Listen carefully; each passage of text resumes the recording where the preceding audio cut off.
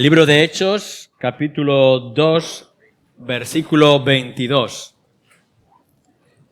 Leemos así, es parte de mensaje del apóstol Pedro. Varones israelitas, oíd estas palabras.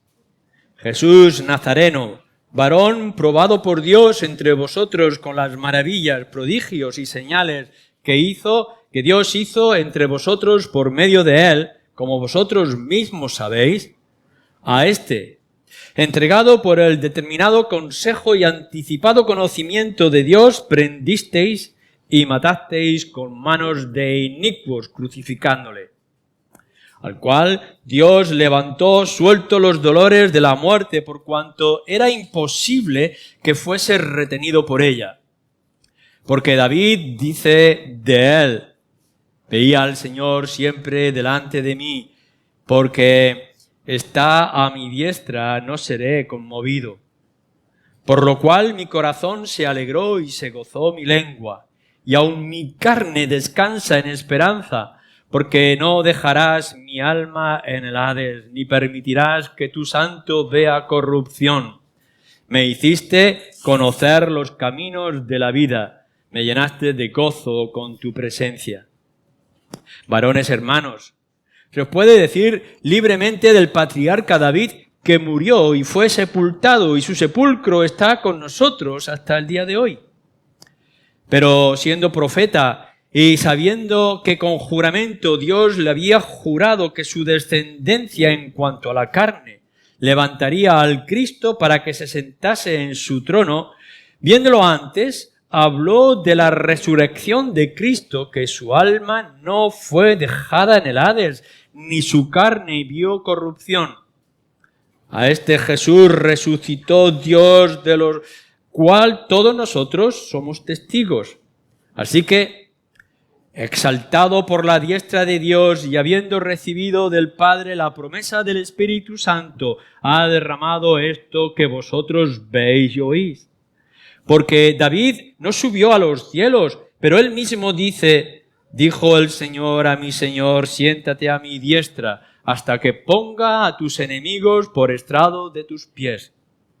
Sepa pues, ciertísimamente toda la casa de Israel, que a este Jesús, a quien vosotros crucificasteis, Dios le ha hecho Señor y Cristo. Primera de Corintios, capítulo 15. Vamos a leer los primeros 8 versículos, pero nos centraremos en los últimos. Además, os declaro, hermanos, el evangelio que os he predicado, el cual también recibisteis, en el cual también perseveráis. Por el cual, asimismo, si retenéis la palabra que os he predicado, sois salvos, si no creísteis en vano. Porque primeramente os he enseñado lo que asimismo recibí, que Cristo murió por nuestros pecados conforme a las Escrituras, y que fue sepultado, y que resucitó al tercer día conforme a las Escrituras, y que apareció a Cefas y después a los 12, después apareció a más de 500 hermanos a la vez, de los cuales muchos viven aún y otros ya duermen. Después apareció a Jacobo, después a todos los apóstoles, y al último de todos, como un abortivo, me apareció a mí.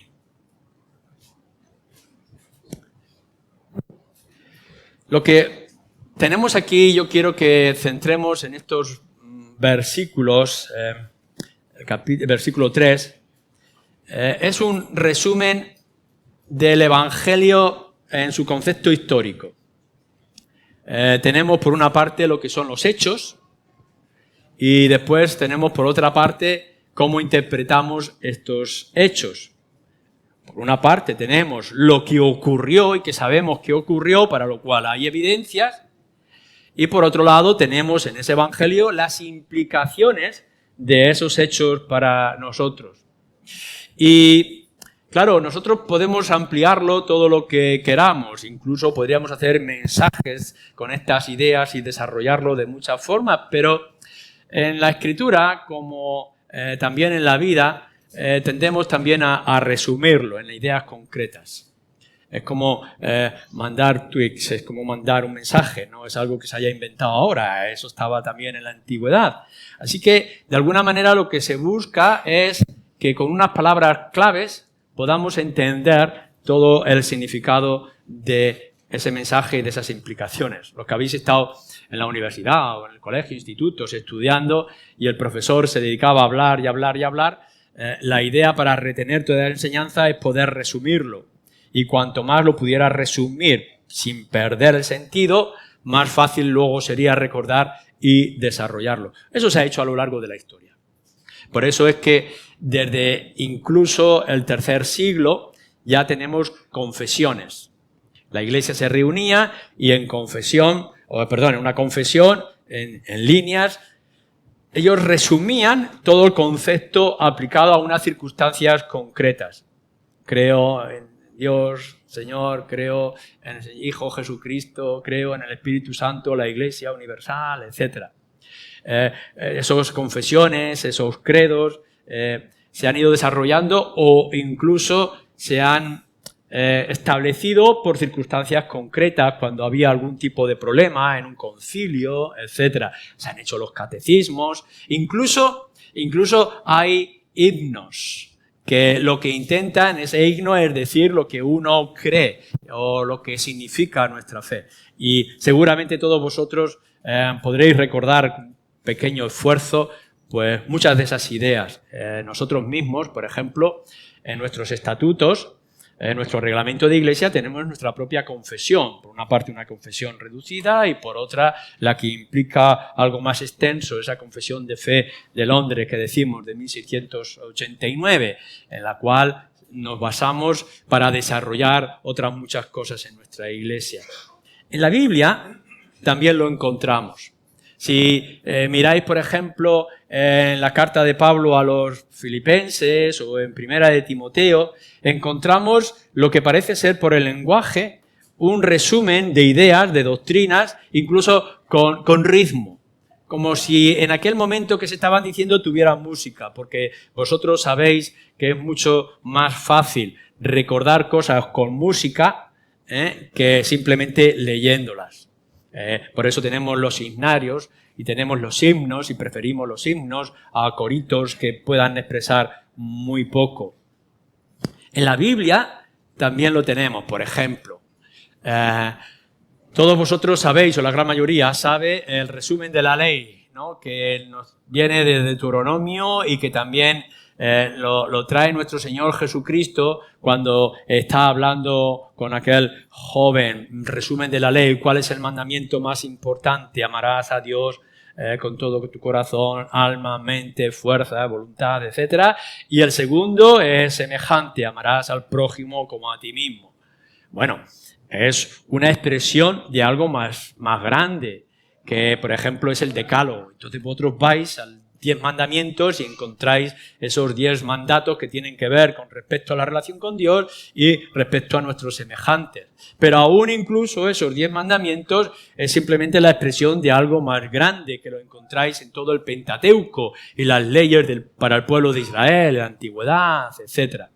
Así que podemos ir viendo que todo lo que es una amplitud de doctrina, de conocimiento, se puede ir resumiendo, centrándose en ideas básicas. Lo que tenemos aquí en estas líneas es algo parecido. Es como el resumen, son dos ideas que hacen la base para otras muchas cosas. Que Cristo murió por nuestros pecados y segundo, que Cristo resucitó de la muerte. Estas dos ideas, que todos nosotros las tenemos ya asimiladas, lo que vamos a ver es que son fundamentales para tener los cimientos de cosas mucho más grandes. Vuelvo a decir, aquí lo que tenemos es un resumen de hechos históricos. Luego tendría que ver lo que son las aplicaciones, es decir, estos hechos tienes que creerlos. Esto ahora lo tienes que desarrollar con tu propia vida, etc. Pero vamos al principio. El apóstol Pablo nos está diciendo, veréis, hermanos de Corinto, lo que yo recibí es lo que os he enseñado. No hay variación. De la misma manera que a mí se me ha instruido, ahora yo os instruyo a vosotros. Cuando Pablo está diciendo lo que he recibido, en el versículo 3, podemos ver lo que lo ha recibido a través de conocimiento de las Escrituras, porque él era un sabio conocedor del Antiguo Testamento, antes incluso de convertirse, pero también podemos ver que tras su conversión estuvo durante un tiempo en comunión o con visiones o con una relación con Cristo en Damasco, etcétera, donde también pudo recibir más información, o incluso en las conversaciones que pudo tener con los apóstoles en ese comienzo de la iglesia. Así que Pablo está diciendo, mirad, de la misma manera que yo he recibido estas dos ideas, por mi propia experiencia, conocimiento de las Escrituras, es lo que yo ahora a vosotros os he transmitido. No es necesario añadir nada más si tenemos la idea clara de lo que os estoy diciendo. El Evangelio, que ha dicho anteriormente, el versículo 1 en adelante, este Evangelio que os he predicado, la buena nueva, la noticia, el cambio, la transformación que ha hecho inicio para toda la iglesia nueva, lo que nos ha hecho distintos ahora al pueblo de Israel, al pueblo judío, lo que ha cumplido todo el plan de Dios, esto que yo he recibido, ahora lo he transmitido fielmente y os lo quiero transmitir ahora y dejarlo claro, estas dos ideas. Por tanto, lo que vamos a ver es fidelidad al mensaje. Han pasado 2000 años y nosotros seguiremos diciendo, fijaros bien, que ahora en el 2022, tal como sean nuestras vidas de complicadas, lo que el mundo necesita y la Iglesia necesita entender de una manera muy clara es que Cristo murió por nuestros pecados y que Él resucitó al tercer día de entre los muertos.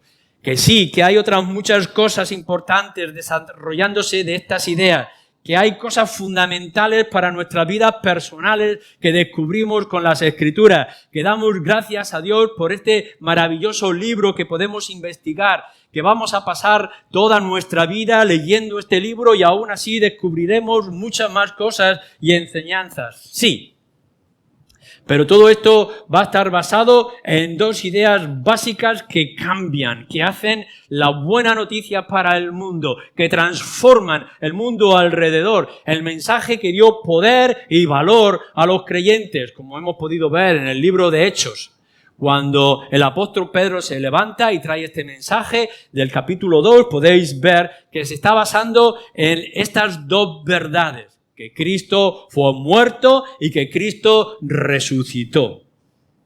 Esto es lo que nosotros hoy tenemos que seguir transmitiendo al mundo que nos rodea. Dos hechos muy concretos. Y Pablo, a la vez, en estos versículos, nos da las evidencias de estos dos hechos. Miremos el primero. Cristo murió por nuestros pecados. Lo que está haciendo esa declaración, esa frase corta, es una de las noticias más importantes, o quizá la más importante, que todos y cada uno de vosotros tendría que tomar para sí mismo. Porque, por una parte, está declarando la inocencia de nuestro Señor Jesús. Cristo no murió por sus pecados. No murió por las consecuencias de su pecado o de su naturaleza. No tuvo por qué morir. Él descendió, vino del cielo, del seno del Padre, en medio de nosotros a montar su tabernáculo y no tuvo necesidad de morir. Podría haber hecho algo extraordinario con enseñanzas, con señales y prodigios y marcharse. Pero lo que nos dice todo el Evangelio y lo que está diciendo aquí es que Él murió y murió por unas razones muy concretas. Esto que nos dice aquí, Cristo murió por nuestros pecados, hace la segunda parte más sorprendente aún, porque nuestro Señor Jesucristo murió por mis pecados.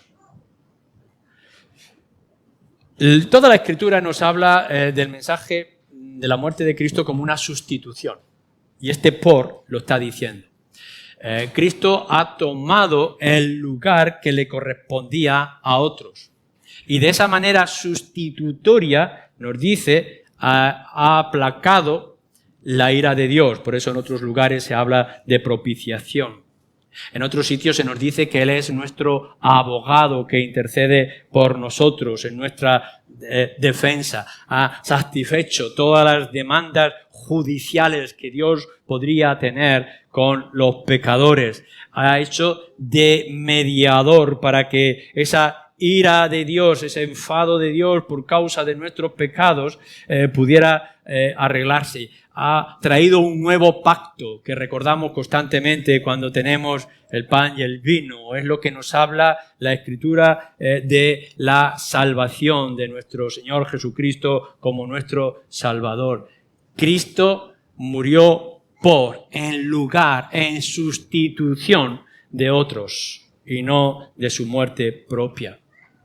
Así que lo que se señala aquí es que si Cristo vino y Cristo murió y no debería haber muerto y le quitaron la vida por una razón concreta, y esa razón concreta es por tus pecados. Fijaros bien lo que voy a decir. Mirad, los corintios no mataron al Señor Jesucristo. Cuando Pablo está escribiendo esto, y de alguna manera, aunque es una carta, está diciendo, y vosotros, los corintios, vuestros pecados. Cristo murió por vuestros pecados. No quiere decir que los corintios hubieran tomado una decisión y que cuando en el año veintitantos nuestro Señor Jesucristo fue clavado en una cruz fuera por culpa de los corintios en particular. No, los corintios no tenían culpa directa física en la muerte del Señor Jesucristo. Ni siquiera los romanos. Pilato, los soldados, podemos conocer bien la historia, cómo lo humillaron, despreciaron, maltrataron, clavaron en una cruz. El apóstol Pedro y ahora el apóstol Pablo no está diciendo, vosotros sois aquellos, los romanos, los que habéis matado, qué malos son los romanos, que han matado al Mesías, al ungido. Pablo no está diciendo, no, la culpa no la tienen directamente los corintios, la culpa de la muerte de Jesús no la tienen los romanos, y la culpa no lo tienen los judíos. Yo cuando era niño y escuchaba en muchas ocasiones, malditos los judíos que han matado al Señor Jesucristo. No, esto no es cierto. Sí es verdad que crucifícale, gritaba la multitud, que los fariseos, los sacerdotes, sumos sacerdotes estaban implicados en la muerte y lo entregaron en las manos con falso testimonio, etc. Pero Pablo aquí no está diciendo Cristo murió por la maldad de los judíos, o murió por la actitud de los romanos del imperio, o murió por vosotros los corintios como algo en particular. No hay por qué odiar a los romanos, no hay por qué odiar a los judíos. En realidad, lo que tendrías que odiar en esta mañana son tus propios pecados. Porque lo que nos está diciendo nuestro texto y está enseñando las Escrituras es que la causa de la muerte de nuestro Señor Jesucristo fueron tus pecados. Y si algo tienes que maldecir y algo tienes que aborrecer, son aquellas cosas que han llevado a Cristo a la cruz. Su muerte no fue un accidente. No es que Él pasaba por allí en el momento y la hora inadecuada y entonces la cultura, el sistema, lo tomó a Él. No, la muerte de Cristo no fue un accidente, algo circunstancial. No fue por causa del sistema. El imperio romano que ha tomado control de Judea y ahí aparece Jesús que parece que quiere traer una liberación. No, esto no es por causa del sistema, ni por causa del celo o la envidia que pudieran tener los sacerdotes, que tenían miedo de todo lo que Jesús estaba haciendo y lo traicionaron y lo tomaron preso sin ninguna prueba y señal y lo llevaron ante los romanos y pidieron su muerte en la cruz, pero no fue por las circunstancias religiosas, no fue un accidente, no fue una cuestión política, no fue una cuestión social, no fue una cuestión religiosa. Cristo murió por tus pecados. Cuando tú lo piensas de esta forma, un hombre inocente y sin culpa, ha sido llevado a la muerte más horrible que se pudiera experimentar, no únicamente lo que es la muerte física y el dolor, la sangre que se vierte, sino todo ese infierno que experimentó nuestro Señor Jesucristo de la separación del Padre después de toda una eternidad, en esas horas infinitas en la cruz, no fueron ni por romanos, ni por judíos, ni por corintios, y no fue un accidente, no fue una cuestión social, política, religiosa, económica, fueron tus pecados.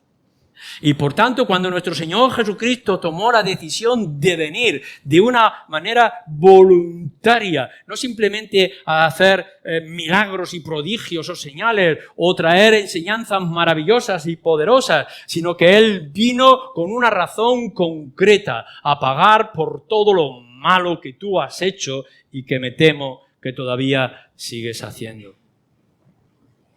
Por tanto, esa maldad que guardas en tu corazón, esa envidia que te motiva tantas veces, el egoísmo que toma control de tu vida, el desprecio que tienes para las cosas religiosas, para la actitud y el conocimiento de las Escrituras, esa dejadez, ese abandono, son lo que ha llevado a Cristo a la cruz. Tantas veces como tú has escupido a la ley de Dios, tantas veces como que has puesto tu mano para frenar la misericordia de Dios, tantas veces como tú has tapado tus oídos para no poder oír o no querer oír la voluntad y el mensaje de Dios, toda esa actitud negativa que has tenido y que aún tienes porque aún hay pecado en tu vida, es lo que ha llevado a Jesús a la muerte en una cruz. Cada uno de tus hechos a lo largo de tu vida que sabes que son ofensivos y que van en contra de la ley, son los que ha llevado a Cristo a la cruz. Cada una de esas palabras de violencia, de rencilla, de desprecio que has pronunciado a lo largo de tu vida es lo que ha llevado a Cristo a la cruz. Cada vez que has tenido un pensamiento y un deseo que sabes que va en contra del carácter o de la imagen de Dios, es lo que ha llevado a Cristo a la cruz.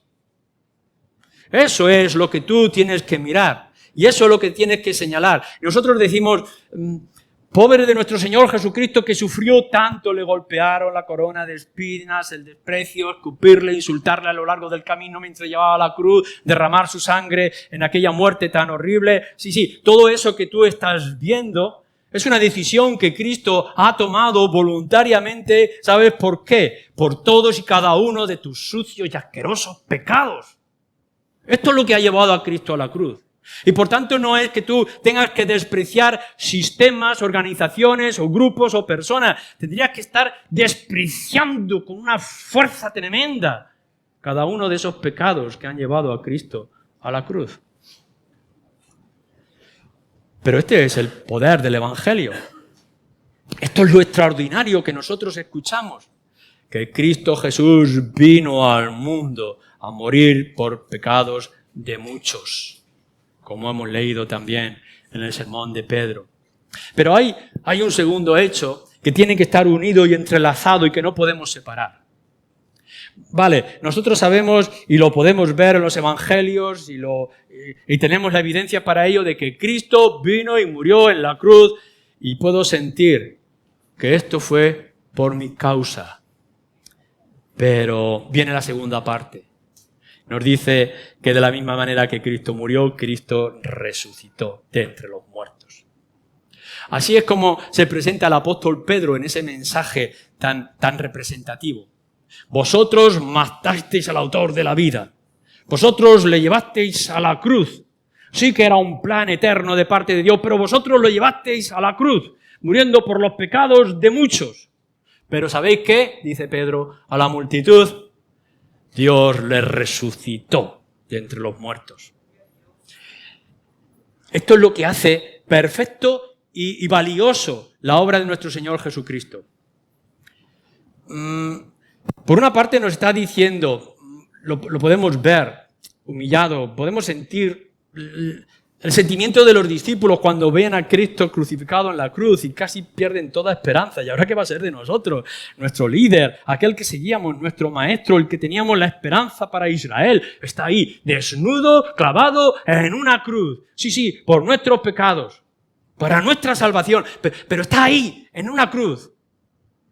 Pero cuando llegó el tercer día y aparecen unas mujeres, y Pedro y Juan corre a la tumba y está vacía y escuchan a los ángeles y ven el mensaje, aparece nuestro Señor Jesucristo, toda esa humillación, decaimiento, desgana, desánimo, tristeza, ansiedad que pudieran tener se transforma en un poder inmenso. Nosotros podemos ir ahora al mundo y decirle, sí, Cristo murió. Pero no ha muerto como pudo morir, dice Pedro, David, o todos nuestros patriarcas, o cualquier otro líder religioso que podáis inventaros. No, lo que ha ocurrido es que Él, después de voluntariamente morir en la cruz por los pecados de muchos, la muerte no le pudo sujetar, porque Él era el autor de la vida, y por tanto al tercer día salió de entre los muertos. Pero no es una resurrección simplemente para esperar otros cuantos años para después volver a morir, como pudo ocurrir con Lázaro y tantos otros. No, su resurrección es el comienzo y el inicio de cosas mucho más extraordinarias y gloriosas. Este es el poder del Evangelio. Lo fue para los primeros creyentes en el inicio de la Iglesia y lo es aún para nosotros, que podemos decirle al mundo, Él ha pagado por los delitos, las faltas, la culpa, los pecados de una gran multitud para ahora levantarse poderoso y vencedor de todos sus enemigos. Claro que Él ha vencido el pecado con su muerte, claro que Él ha vencido a este mundo que le rechaza, pero es más que eso. Cristo ha vencido a Satanás y es mucho más que eso. Cristo ha vencido a la misma muerte. Y ese mensaje que nosotros transmitimos es las bases de nuestro Evangelio, de nuestras buenas noticias, de todo lo demás que podamos desarrollar. El mundo podrá decir, ¿cómo Cristo va a hacer esto o aquello? ¿Cómo va a ser aquello otro de nuestra ética cristiana, de nuestro comportamiento? Acerca de las inspiraciones de las Escrituras, acerca de la esperanza futura del cielo, etc. Mirad, lo único que podemos decirle a nuestra generación, amigos, familiares, a la gente a nuestro alrededor, es esto. Cristo murió por los pecados de muchos y Cristo resucitó de entre los muertos. A ver qué haces con esto. A ver qué puedes hacer con esto. Para que nuestro evangelio tenga esa fuerza en nuestro mensaje. Nos viene Pablo y nos trae aquí las evidencias. Y son varias las evidencias, que en unas pocas líneas, podríamos hablar de muchas más, nos habla de que estos dos acontecimientos son tan importantes y tan demostrables. Primero, lo dicen las Escrituras. Conforme a las Escrituras, Cristo murió, y conforme a las Escrituras, Cristo resucitó. Lo que nos está diciendo es que no es algo que ha ocurrido y que ahora vamos a escribir con rapidez para señalar unos acontecimientos históricos. No, lo que está diciendo es que ya antes de que ocurrieran ya estaban escritas. Es decir, era necesario en todo el plan de Dios que se cumplieran algunos pasos, y entre esos pasos fundamentales estaba que el Mesías viniera y muriera en una cruz por los pecados de muchos y que resucitara, que la muerte no pudiera tomar control de él. El Hades estaba cerrado para él. Lo podéis leer en Isaías 53 con respecto a su muerte. Podéis mirarlo en el Salmo 22. Podéis ir recorriendo en muchos de los profetas que nos dan señales más o menos entreabiertas para poder comprenderla. Él era necesario que viniera y cumpliera el plan de Dios de una manera concreta y precisa. Ya estaba señalado. Claro que decimos, hay por ahí alguno que se ha entretenido en contar las profecías, el cumplimiento de las profecías de parte de nuestro Señor Jesucristo. No sé si hay como 250 profecías del lugar, el momento, las monedas de la traición, etcétera, la Virgen, etcétera. Hay muchas profecías cumplidas. Y todo esto nos da fuerza en nuestra apologética para defenderlo. Pero lo esencial que nosotros tenemos que decirle a la gente es, Mira, yo estoy hablando de la muerte de Cristo, que sabéis que es un hecho histórico, no se puede negar, pero ese hecho histórico que no se puede negar ya estaba señalado y escrito en las Escrituras 200, 400, etcétera, años, 2000 años antes de que Él viniera. Esto es poderoso. Es la evidencia. No solamente conforme a las Escrituras Cristo murió, sino que conforme a las Escrituras Cristo resucitó. Y volvéis a buscar, por ejemplo, en el profeta Oseas o otra vez en Isaías 53 y podéis ver que de la misma fuerza y contundencia que decía el enviado de Dios, el mensajero, el Mesías o ungido que se usa, tendría que venir y morir y pagar, además iba a resucitar poderosamente. David, dice Pedro, murió, ahí está su tumba. Pero de Cristo, la tumba está vacía. Y eso ya daba evidencia el Antiguo Testamento, la Escritura, para nosotros. Pero no solamente es que lo diga las Escrituras, que lo dice, que nosotros vamos a la palabra de Dios y que antes de esos acontecimientos ya se estaba señalando, sino que además, ¿sabéis qué? Dice el apóstol Pablo, nuestro Señor Jesucristo fue enterrado. Hay algunos que pudieran pensar, no, es que en realidad no murió, estaba en la cruz como agonizando, pero se libró de la cruz y entonces lo bajaron, curaron sus heridas y siguió para adelante. No, vamos a ver, no nos engañemos. Cristo fue enterrado y estuvo en la tumba por 3 días. Y vosotros, cuando está hablando Pedro, vosotros sabéis, fuisteis testigos, vosotros lo crucificasteis, sabéis que Cristo murió y que Cristo fue enterrado. Y no solamente eso, sino sabemos que pusieron sello y pusieron guardia alrededor para que no fuera robado. Tenéis toda la evidencia. Cristo no solamente tuvo que morir porque lo decían las Escrituras, sino que además lo podemos ver por la evidencia. Él fue enterrado. Hay por ahí grupos religiosos, hay sectas, hay teorías que nos dicen que en realidad Cristo no murió o que murió otra persona. Vamos a ver. Volvemos a decir lo mismo, Cristo murió por los pecados de muchos, por nuestros pecados, y Cristo resucitó de entre los muertos. Lo dice en primer lugar las Escrituras, que tendrían que ser así, y lo podemos ver que Cristo fue enterrado, no fue otro. Él fue enterrado en una cruz. Ahora que me digáis cómo se levanta uno después de la tumba al tercer día. Hemos escuchado algunas veces de que se para el corazón y que después puede palpitar. Vale, ¿me podéis decir que eso se puede hacer al tercer día? Así que tenemos no solamente la evidencia de su muerte en la Escritura, sino en la tumba.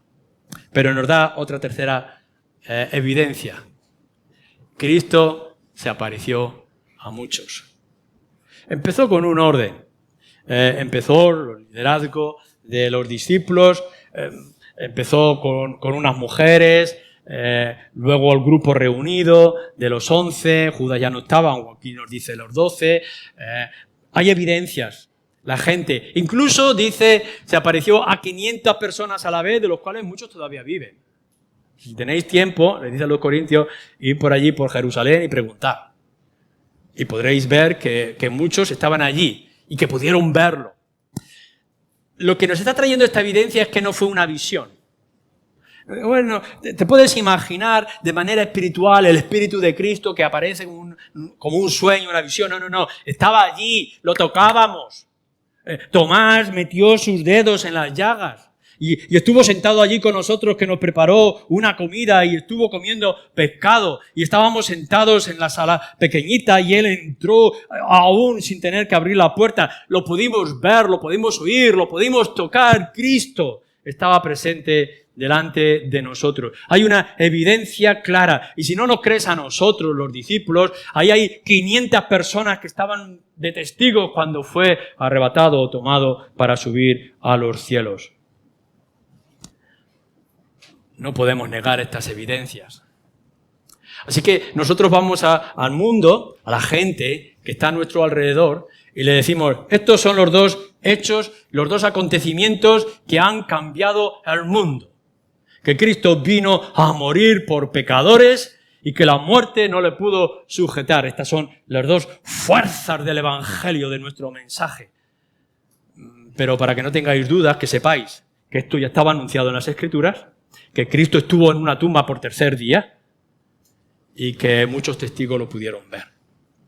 Así que la gente podrá decirnos hoy, la ética cristiana es un absurdo. O podrán decirnos, toda la actitud, toda esa religiosidad que tenéis es de fanatismo. Sí, podrán decirnos, ¿cómo va a poder ser esta justicia o estos hechos? Que digan lo que quieran. Yo sé que antes era ciego y ahora veo. A ver quién lo niega. Yo sé que Cristo murió y que Cristo resucitó. A ver cómo lo niegas. Y me podrá llegar y decir, no, es que un tal profeta en el desierto pudo escuchar unas voces de ángeles. No hay manera de probarlo, pero él lo dice. O que alguien estuvo escarbando y encontró unas placas de oro escritas en egipcio y sin saber egipcio lo pudo interpretar. A ver quién lo puede señalar. No hay evidencias. Lo que sí hay evidencia es que Cristo vino al mundo a morir por pecadores y resucitó al tercer día. Y que nosotros tenemos esa fe, no una fe ciega, una fe absurda o una fe fanática, sino una fe en las evidencias. Y no hay manera de poder negar estos hechos. Se apareció a muchos. Bien, este es el desarrollo. Y yo quisiera que lo guardarais en vuestro corazón y que lo pudierais repetir una y otra vez. Pero déjame que te haga una pregunta. ¿Qué haces con estos hechos en realidad? ¿O qué haces con esta realidad de manera concreta? Con esta realidad tan extraordinaria y sorprendente.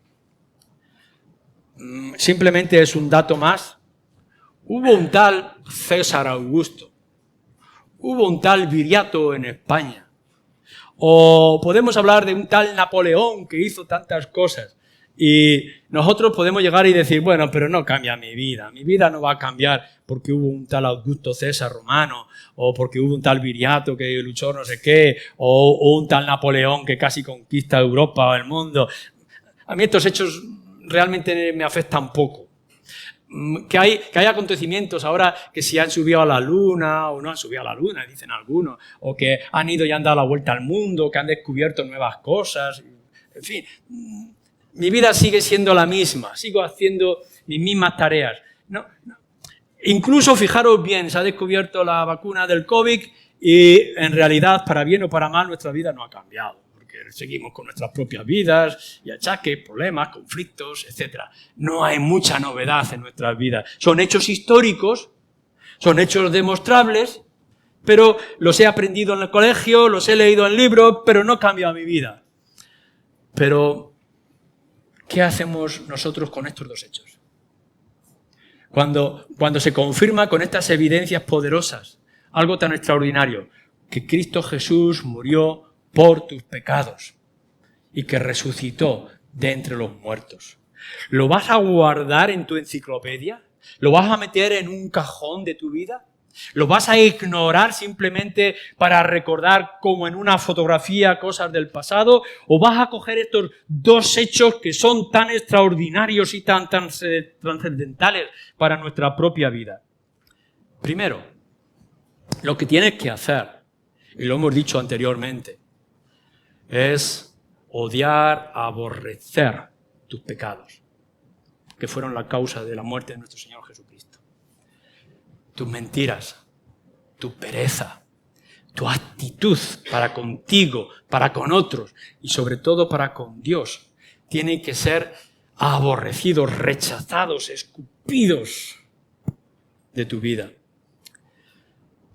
Si no lo haces, ¿cómo podrás pensar que te estás simplemente ignorando o descansando, despreciando la razón de la muerte de nuestro Señor Jesucristo? La causa de su muerte fueron tus pecados. ¿Cómo no lo vas a aborrecer? Y por tanto vas a luchar a lo largo de toda tu vida cristiana en apartar todos esos pecados. Cada vez que salga una palabra fuera de lugar de tus labios, cada vez que metas tus manos en alguna cosa sucia, cada vez que tengas ese pensamiento inmoral o desenfrenado en tu propio corazón, tienes que correr a aborrecerlo, porque esos pecados que te puedan parecer pequeños o que posiblemente sean muy grandes, fueron la causa de la muerte de nuestro Señor Jesucristo. Por tanto, es eso lo que tienes que estar aborreciendo y despreciando y rechazando a lo largo de tu vida. Lo segundo que tienes que hacer ante estos dos hechos es darle gracias a Dios y darle gracias al Señor Jesucristo. Vivir en una completa actitud de agradecimiento y de gloria al Señor. Cuando te levantes por las mañanas, cuando te muevas en la calle o te metas en los asuntos de negocios y de trabajos de tu vida, cuando vengan los conflictos de relaciones, en las situaciones que te puedas encontrar a lo largo de toda tu vida, cuando tengas que volver a casa, cuando tengas que volver a descansar en tus camas con toda la ansiedad o todo el cansancio que puedas acumular sobre ti, recuerda estos dos hechos, que Cristo murió por tus pecados y que Él es victorioso sobre la muerte y, como veremos después, te va a arrastrar con Él a la eternidad. Tiene que haber una tremenda gratitud porque esto no se puede negar, son hechos que están demostrados y son la base de nuestra vida cristiana. Podrás tener otros conflictos, tendrás que resolver otros asuntos, pero esto es la vitalidad y la fuerza, es la savia que viene por dentro de nosotros, que Cristo ha muerto por mí y que Cristo resucitó y es victorioso. Él es el vencedor de su propia muerte y por tanto es vencedor de mi muerte. Él es el que me ha justificado delante del Padre. Él es el que ha abierto las puertas del cielo para mí. ¿Cómo no voy a estar en una completa y total gratitud? No simplemente es alguien que al morir dona su corazón para que tu corazón pueda ser cambiado. No es aquel que ha hecho un gesto extraordinario para que tu vida de pobreza pase a una estabilidad con un trabajo o una cuenta bancaria. No, lo que Cristo ha hecho ha sido arrebatar el poder de la muerte y las causas de tu pecado, de tu vida, y tomarlas sobre sí, para que tú ahora estés limpio de pecados y puedas resucitar de entre los muertos. Y eso tiene que hacer que tu vida sea transformada por completo. Pero en tercer y último lugar, si esto es así, y lo es, transmítelo. De la misma manera que yo lo he recibido, yo ahora a vosotros lo he predicado y yo lo enseño. Proclámalo. Es verdad que cada vez que escuchamos las noticias en la televisión, lo miramos en internet, leemos los periódicos, estamos buscando buenas noticias. Noticias que nos traigan esperanza en este momento de crisis, de conflictos, de amenaza de guerra. Ahora ya está China y Taiwán y Estados Unidos, la Ucrania, Unión Europea, países en África, conflictos internos en Latinoamérica. Queremos buenas noticias. Y no encontramos las buenas noticias. O son noticias buenas y pasajeras, cuando delante de nosotros tenemos la noticia más extraordinaria que el mundo entero necesita escuchar y que no vienen por los bulos del internet, sino que tenemos la evidencia clara para que el mundo se convenza. ¿De qué? De que Cristo vino a morir por los pecados de muchos y que Él resucitó victorioso el tercer día. Tú lo sabes. Tienes la evidencia. Lo dicen las Escrituras antes de que se aconteciera. Tienes la noticia cuando aconteció. Tienes el mensaje de los apóstoles cuando lo predicaron. Puedes ver de los testigos que fueron testigos de su entierro, de su encierro en la tumba y de su resurrección al tercer día, cuando lo vieron marchar también después de 40 hacia los cielos. Tienes la buena noticia. Por el amor de Dios, no la apagues, no la escondas. No la ignores, no la pongas a un lado.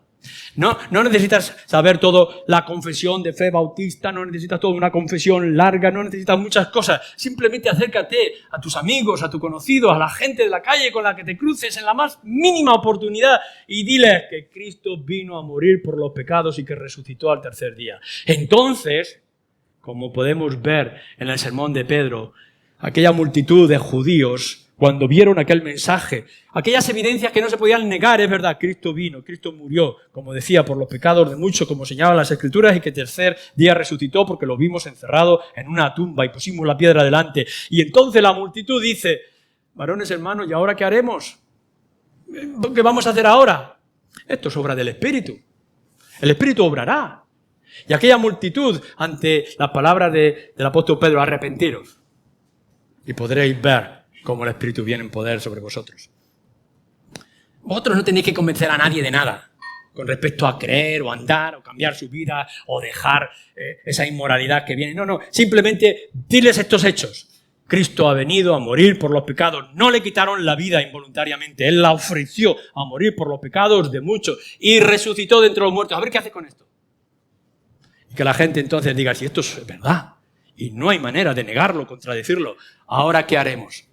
Humíllate delante de Él, acéptalo y tendrás vida y vida eterna y vida abundante.